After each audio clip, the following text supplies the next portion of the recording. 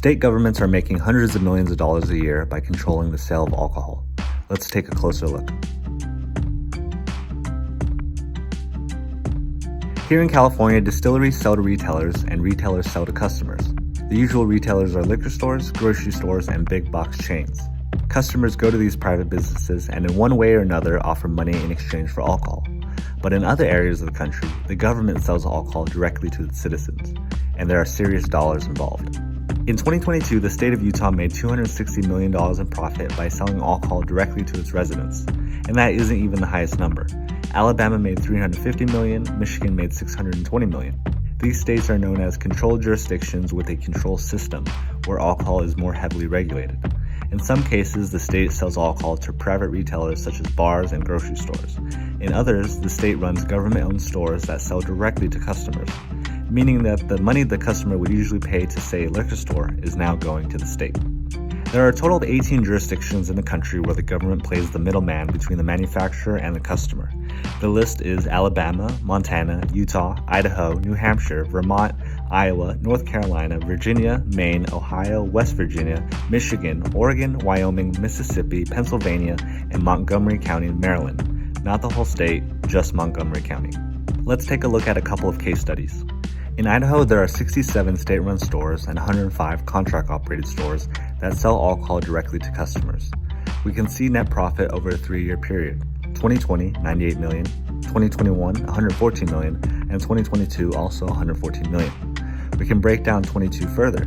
The cost of sales was $159 million, meaning the cost of alcohol that the state purchased from the manufacturer was $159 million, and the state sold it for $305 million. Taking into account some operating expenses, the state profited about $114 million in 2022 from the sale of alcohol.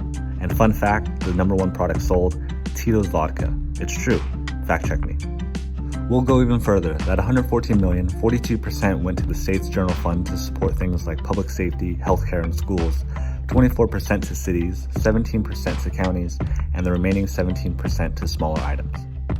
We'll end this case study with the Idaho State Liquor Division's mission statement: to provide control over the importation, distribution, sale, and consumption of distilled spirits, curtail intemperate use of beverage alcohol, and responsibly optimize the net revenues to the citizens of Idaho. But anyways, let's move on. Washington State was not on the list I mentioned at the beginning because it was part of the 18 controlled jurisdictions until voters went to the polls in November 2011. Initiative 1183 closed all state-run liquor stores in Washington and permitted privately owned liquor stores, a major win for the privatization movement. Opponents to privatization, meaning supporters of government regulation, argue that privatization will increase alcohol consumption, decrease state revenue, and lead to higher alcohol prices. So, what was the effect of Initiative 1183? A 2020 study found that in the 2 years following privatization, monthly liquor purchases in Washington increased by 82% compared to the 2 years previous. That increased purchasing could be tied to the drastic increase in the availability of alcohol. In 2011, there were 329 state-run liquor stores. Now there are over 1,600 private establishments. That is 5 times more in 2023 versus 2011.